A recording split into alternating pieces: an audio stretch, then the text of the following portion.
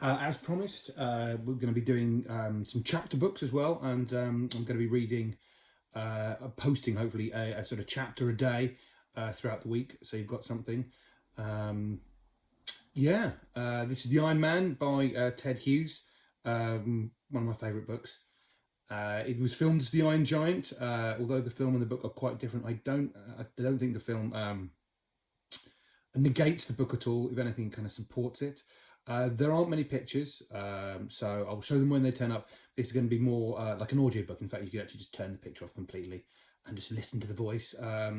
Be a bit like Jack and Nori for those old enough to remember that.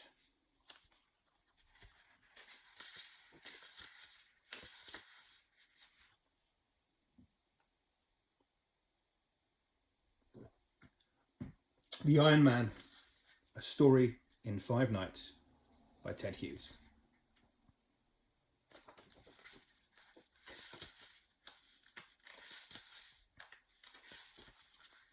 Chapter 1, The Coming of the Iron Man. The Iron Man came to the top of the cliff. How far had he walked? Nobody knows. How was he made? Nobody knows. Taller than a house, the Iron Man stood at the top of the cliff on the very brink in the darkness. The wind sang through his iron fingers. His great iron head, shaped like a dustbin, but big as a bedroom, slowly turned to the right, slowly turned to the left. His iron ears turned this way, that way. He was hearing the sea. His eyes, like headlamps, glowed white, then red, then infrared, searching the sea. Never before had the Iron Man seen the sea. He swayed in the strong wind that pressed against his back. He swayed forward on the brink of the high cliff. And his right foot, his enormous right foot, lifted up out into space, and the Iron Man stepped forward off the cliff into nothingness. Crash! Down the cliff the Iron Man came toppling, head over heels. Crash! Crash! Crash! From rock to rock, snag to snag, tumbling slowly. And as he crashed and crashed and crashed, his iron legs fell off. His iron arms broke off, and the hands broke off the arms. His great iron ears fell off, and his eyes fell out. His great iron head fell off. All the separate pieces tumbled, scattered, crashing, bumping, clanging, down onto the rocky beach far below. A few rocks tumbled with him. Then, silence. Only the sound of the sea chewing away at the edge of the rocky beach, where the bits and pieces of the Iron Man lay scattered, far and wide, silent and unmoving. Only one of the Iron Man's hands, lying beside an old sand-log washed-up seaman's boot, waved its fingers for a minute, like a crab on its back. Then it lay still. All the stars went on wheeling through the sky, and the wind went on tugging at the grass on the cliff top, and the sea went on boiling and booming. Nobody knew the Iron Man had fallen. Night passed. Just before dawn, as the darkness grew blue and the shapes of the rocks separated from each other, 2 seagulls flew crying over the rocks. They landed on a patch of sand. They had 2 chicks in a nest on the cliff. Now they were searching for food. One of the seagulls flew up. He had seen something. He glided low over the sharp rocks. He landed and picked something up, something shiny, round and hard. It was one of the Iron Man's eyes. He brought it back to his mate. They both looked at this strange thing, and the eye looked at them. It rolled from side to side, first looking at one gull, then the other. The gulls, peering at it, thought it was a strange kind of clam, peeping at them from its shell. Then the other gull flew up, wheeled around, and landed and picked something up. Some awkward, heavy thing. The gull flew low and slowly, dragging the heavy thing. Finally, the gull dropped it beside the eye. This new thing had 5 legs. It moved. The gulls thought it was a strange kind of crab. They thought they had found a strange crab and a strange clam. They did not know they had found the Iron Man's eye and the Iron Man's right hand. But as soon as the eye and the hand got together, the eye looked at the hand. Its light glowed blue.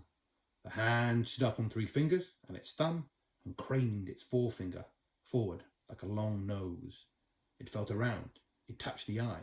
Gleefully it picked up the eye, tucked it under its middle finger. The eye peered out between the forefinger and the thumb. Now the hand could see. It looked around, then it darted and jabbed one of the gulls with its stiffly held finger, then darted at the other and jabbed him. The 2 gulls flew up into the wind with a frightened cry. Slowly then, the hand crept over the stones, searching. It ran forward suddenly, grabbed something and tugged. The thing was stuck between 2 rocks. The thing was one of the Iron Man's arms. At last the hand left the arm, went scuttling hither and thither among the rocks, till it stopped and touched something, gently. The thing was the other hand. This new hand stood up and hooked its finger around the little finger of the hand with the eye, and let itself be led. Now the 2 hands, the seeing one leading the blind one, walking on their fingertips, went back together to the arm, and together they tugged it free. The hand with the eye fastened itself onto the wrist of the arm. The arm stood up and walked on its hand. The other hand clung on behind as before. This strange trio went searching. And there it was, blinking at them speechlessly beside a black and white pebble. The seeing hand fitted the eye to the blind hand. Now both hands could see.